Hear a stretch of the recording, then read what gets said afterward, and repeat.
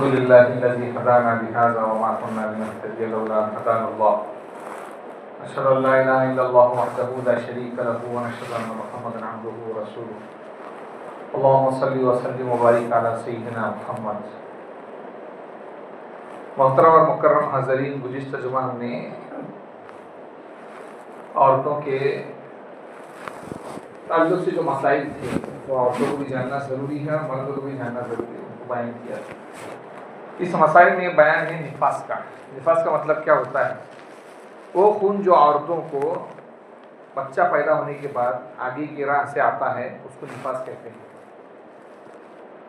और ये औरतों को ज़्यादा से ज़्यादा 40 दिन आता है और कम से कम इसकी कोई हद नहीं।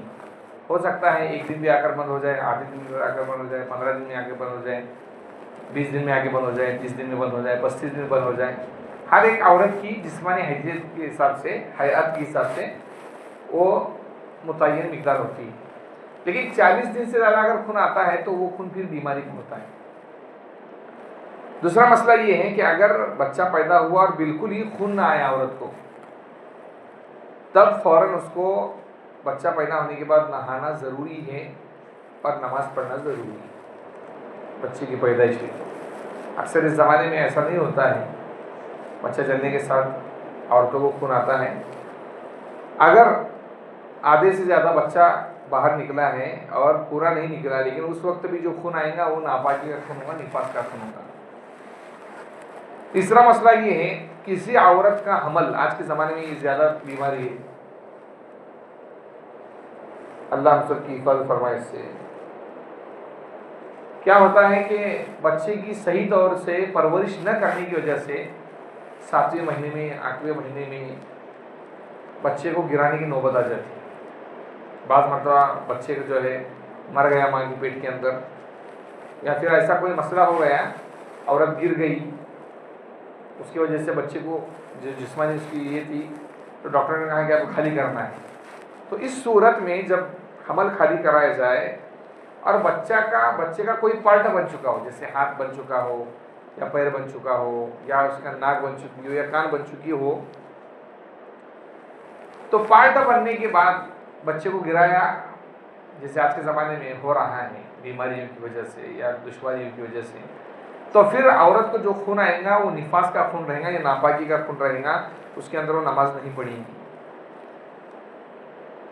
और अगर गोश्त नहीं, सिर्फ गोश्त ही गोश्त था, कोई पार्ट नहीं बना जिस्म का, आँख नहीं बनी, कान नहीं बनी, हाथ नहीं बने, पैर नहीं बने, सिर्फ गोश्त का लोथड़ा टुकड़ा, तो फिर जो है औरत के ऊपर माहवारी के अहकाम जारी होंगे, हैज़ के अहकाम जारी होंगे। हैज़ के लिए जितने दिन उसके खून आता है उसकी मुद्दत के बराबर वो नापाक रहेंगी और उतने दिनों के अंदर वो नमाज नहीं पढ़ेगी। और ज़्यादा अगर खून आ रहा है तो जितनी उसकी मुद्दत है, जैसे 5 दिन किसी का पीरियड का टाइम है माहवारी का, तो 5 दिन नापाकी की समझे जाएंगे और ऊपर जो खून आ रहा है वो बीमारी का खून समझा जाएगा। उसके अंदर उसको नहाकर नमाज़ पढ़ना भी वाजिब ज़रूरी है, और अगर रमज़ान का महीना है तो रमज़ान के रोज़े रखना भी उस औरत को ज़रूरी है। चौथा मसला ये है कि बच्चा पैदा हुआ और औरत को 40 दिन से ज़्यादा खून आ गया, तो 40 दिन तो नापाकी की समझे जाएंगे और जो ज़्यादा दिन है वो बीमारी का खून समझा जाएगा। 40 दिन के बाद उसको गुस्ल करके नमाज पढ़ना ज़रूरी है, रमज़ान का महीना है तो रोज़ा रखना ज़रूरी है। और अगर कोई औरत ऐसी है, जैसे मिसाल के तौर पर एक लड़का पैदा हुआ, उस औरत को जो है 30 दिन 25 दिन खून आया, उसके बाद बंद हो गया, तो आप पहले बच्चे की पैदाइश पर उसको जो नापाकी का खून आया वो 25 दिन आया था, अब दूसरे बच्चे की पैदाइश पर उसको खून आया लेकिन 25 दिन तक नहीं ठहरा, बल्कि 25 दिन होके 40 दिन के ऊपर चला गया, तो फिर इसमें ये समझेंगे कि 25 दिन तो नापाकी के हैं और ऊपर जो 40 के ऊपर यानी 25-26वें दिन से लेकर 40 की गिनती आगे बढ़ गई, तो ये सब के सब बीमारी के खून, सब की दिनों की नमाज की कज़ा उसको दोहराना ज़रूरी है औरत। और अगर 25 दिन की आदत थी उसकी, लेकिन दूसरे बच्चा पैदा होने के बाद उसको 35 दिन खून आ गया, तो आप समझेंगे 40 के अंदर आया है ना, तो चाहे 35 आए, 38 आए, 36 आए, 39 आए, 40 के पहले पहले, तो समझेंगे ये सब नापाकी दिन है, उसकी नमाज उसको माफ है। एक मसला ये है कि 40 दिन से पहले औरत को खून बंद हो जाए बच्चा पैदा होने के बाद, तो फ़ौरन गुस्ल करके नमाज़ पढ़ना शुरू कर दे। और अगर गुस्ल करना औरत को नुकसान देता है तो तयम्मुम करके नमाज़ पढ़ेगी। नमाज की कज़ा, उसको नमाज छोड़ना दुरुस्त नहीं होगा। औरतों के लिए निफास के अंदर बच्चा पैदा होने के बाद जो खून आ रहा है उसके अंदर नमाज बिल्कुल माफ़ होती है, नापाकी का खून है वो, लेकिन रोज़ा माफ़ नहीं होता। पाक होने के बाद उसकी कज़ा रखना उसको ज़रूरी है। अब बाज़ मरतबा एक मसला ऐसा होता है, जैसे औरतों को 2-2 बच्चे जुड़वा पैदा होते हैं, 2-2 बच्चे जुड़वा, तो बाज़ मरतबा एक साथ जुड़वा बच्चे पैदा हो रहे हैं, और बाज़ मरतबा एक बच्चा पैदा हो रहा है, थोड़ी दिनों के बाद दूसरा बच्चा पैदा हो रहा है। तो दूसरा जो बच्चा पैदा हो रहा है, अगर वो 6 महीने के अंदर अंदर पैदा हो रहा है, 6 महीने के अंदर अंदर, तो पहला बच्चा जो पैदा हुआ उसकी नापाकी कितने दिन थे? 20 दिन थे। तो अब ये दूसरा जब बच्चा पैदा होगा तो नापाकी के 20 दिन समझे जाएंगे। नापाकी के क्या समझे जाएंगे? 20 दिन समझे जाएंगे। पहले बच्चे के हिसाब से ही उसकी नापाकी की मुद्दत लगाई जाएंगी दूसरे बच्चा पैदा होने के बाद। तो ये तो थे वो मसाइल जो औरतों के ताल्लुक से है, मर्दों को जानना ज़रूरी है। इस तरीके से औरतों को भी और लड़कियों को भी जानना ज़रूरी है। जो नौजवान लड़कियां हैं, हमारे यहाँ पर दुश्वारी ये हो रही है कि अल्लाह हमारी हिफाजत फरमाए। हम एक बाप होने के नाते जो फ़र्ज़ अदा करना चाहिए लड़कियों को, यानी एक मुसलमान बनाने का जो फ़र्ज़ होना चाहिए आज के ज़माने में, इसमें बहुत कोताही हो रही है।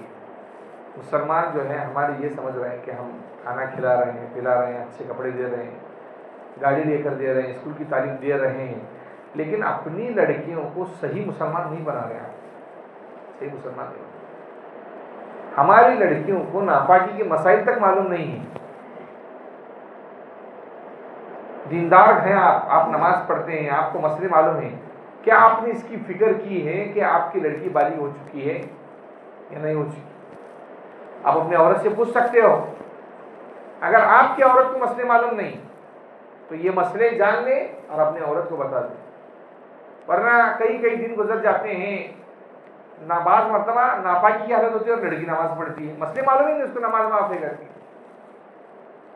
तो इसलिए ये सब जानना जरूरी है। अब जो हमने जो 2 चीजें बताई, एक हाइज के और निफास के बारे में, अब उसमें और आदमी को भी, जो आदमी जुनूबी हो यानी जिस पर गुस्ल वाजिब हो चुका हो हम बिस्तरी करने की वजह से या फिर एहतलाम होने की वजह से, तो उसके लिए पहला मसला ये है कि मस्जिद में जाना उसके लिए जायज़ नहीं है।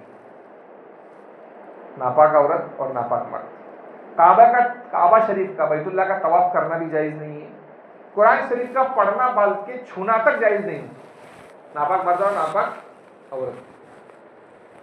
अलबत्ता लेकिन अगर औरत कुरान उठाकर रखना चाहती है तो किसी कपड़े से कुरान शरीफ पकड़कर उठाकर रख सकती है। दूसरा मसला ये है कि हमारे यहाँ पर तो नोटों के ऊपर कुरान की आयत नहीं लिखी हुई। सऊदी के अंदर ये होता है कि कुरान की आयत लिखी हुई, या कोई अरबी मुल्क है उस पर कुरान की आयत लिखी हुई, तो नापाक औरत उस रुपये और पैसे को भी नहीं छू सकती जिस पर कुरान की आयत लिखी हुई, और तावीज़ को भी नहीं छू सकती जिस पर कुरान की आयत लिखी हुई, और ब्लैक बोर्ड अपर को भी नहीं छू सकती जिस पर कुरान की आयत लिखी हुई है, नापाक औरत। इसी तरीके से अगर वो चीज़ें तावीज़ है या कोई कुरान शरीफ की आयत का टुकड़ा है, या फिर बर्तन पर आजकल ज़माने में कांचों के ऊपर कुरान की आयत लिखी जा रही है और वो किसी दूसरी चीज़ पर रखे हुए है, तो वो नापाक औरत उसको उठाकर रख सकती है दूसरी चीज़ से पकड़, दूसरी चीज़ के जरिए। डायरेक्ट उसको हाथ नहीं लगा सकती, डायरेक्ट उसको हाथ लगा सकती नहीं है और उसके जायज़ है। तीसरा मसला ये है कि कुरान शरीफ को ये अपना कमीज़ का, इसको बोलते हैं दामन, इस दामन से आप कुरान नहीं पकड़ सकते। क्यों नहीं पकड़ सकते? इसलिए कि ये अपने जिस्म से जुड़ा हुआ है। इसमें अपने जिस्म से, ये टोपी है, आपने टोपी निकाल दी, अब वो जिस्म से अलग हो गई, अब उसके जरिए आप कुरान शरीफ उठाकर रखना चाहे तो आप रख सकते हो, क्योंकि जिस्म से क्या हो गई, आपके जुदा हो गई। रुमाल है आपका, जेब में से निकाल कर कोई औरत हो उसको जो है रुमाल के जरिए, टावल के जरिए कुरान शरीफ उठाकर रखना चाहती है तो फिर उसके लिए रखना, उससे पकड़कर उठाना और उठाकर रखना जायज़ है। चौथा मसला इसमें ये है कि बाज़ औरतें, इसका एहतमाम रहता है उन्हें कि फजर के वक्त जो है वो चारों कुल पढ़ेंगी हिफाजत के लिए, दुआएं पढ़ेंगी, और कुछ दुआएं वो है जो कुरान करीम में खुद आई हुई, या आयतुल कुर्सी है, समझे बात, या फिर कुछ मगरिब की बात पढ़। तो नापाकी की हालत में क्या मसला है? नापाकी की हालत में ये है कि वो कुरान शरीफ की आयत जो हिफाजत के वास्ते, जैसे सूरह फलक है, सूरह नास है, कुल वल्लाहु अहद का सूरा है, ये हिफाजत करते सुबह शाम 3 मरतबा पढ़ना, हदीस में इसका जिक्र आया है। इसी तरीके से आयतुल कुर्सी सोने के वक्त में जिक्र आया है। तो ये औरत दुआ की नीयत से इन कुरान की आयतों को पढ़ सकती है। कौन सी नीयत से पढ़ेगी? दुआ की नीयत से, हिफाजत की नीयत से। इस नीयत से नहीं पढ़ेगी कि मैं कुरान पढ़ रही हूँ। कोई भी दुआ, दरूद शरीफ सब पढ़ सकते हैं। नापाक औरत, हैज़ और निफास वाली औरत ये दुआएं सब पढ़ सकती है। कुरान शरीफ के अंदर जो दुआ लिखी है वो दुआ की नीयत से पढ़े। हदीस के अंदर जो कलिमात है, दरूद शरीफ है, तस्बीह है, वो भी पढ़ सकती है और जायज़ है उसके लिए पढ़ना। यहाँ तक कि दुआए कुनूत, अल्लाहुम्मा इन्ना नस्तईनुका व नस्तगफिरुका, ये दुआ है, उसका तर्जुमा बहुत बेहतरीन है, इस दुआ को भी पढ़ सकती है। अगर कोई औरत देखिए ऐसी है जो आलिमा है, मुअल्लिमा है, दाइया है, वो पढ़ाती है बच्चों को, तो उसके लिए मसला ये लिखता है कि जो दाइया हो, मुअल्लिमा हो, पढ़ाने वाली हो, वो जब बच्चों को कुरान पढ़ाएंगी, क्योंकि उसके गैर मौजूद होने की वजह से 20-25 बच्चों का नुकसान हो रहा है, तो अब शरीयत ने उसको ये कहा कि आप कुरान पढ़ाओ। क्या पढ़ाओ? कुरान पढ़ाओ, लेकिन कुरान की आयत के टुकड़े टुकड़े करके पढ़ाएंगे। जैसे सूरह फातिहा वो पढ़ा रही है तो पढ़ाएंगी अल्हम्दुलिल्लाहि रब्बिल आलमीन, टुकड़े हो।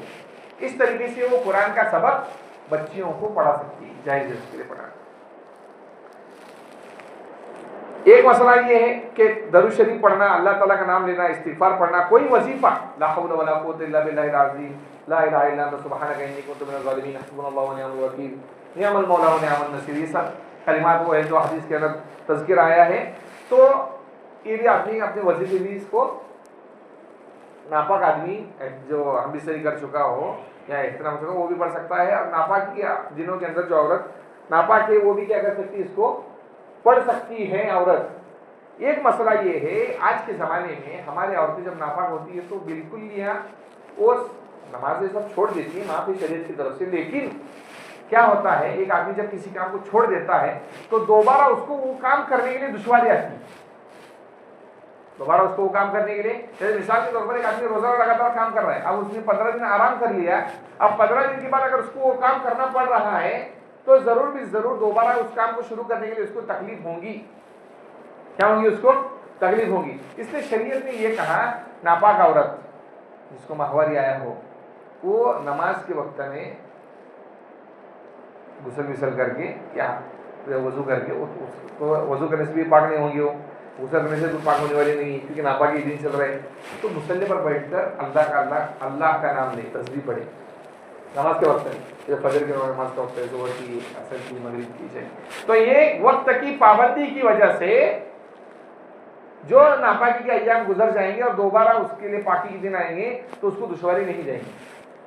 इसलिए औरत को यहाँ तक ये करना है। और आखिरी मसला इस बात में ये है कि किसी को नहाने की ज़रूरत थी और अभी उसने नहाया नहीं, कि उसको नापाकी, जैसे रात में एक मर्द औरत सो गए और काम पूरा कर लिया, अब मर्द पर भी गुस्ल वाजिब, औरत पर भी गुस्ल वाजिब। अब सुबह में उठी औरत, गुस्ल करने से पहले उसको पीरियड आ गया, माहवारी आ गई, तो अब पहले से नापाक थी वो, अब ये खून जारी हो गया, अब नापाक हो गई। अब नापाक हो गई तो अब इसको गुस्ल करने की ज़रूरत, ये जब पाक होगी, इसके पाकी के अय्याम आएंगे तब उसको गुस्ल करना ज़रूरी है। यहाँ तक वो मसले थे जो हमने आपको बता दिए कि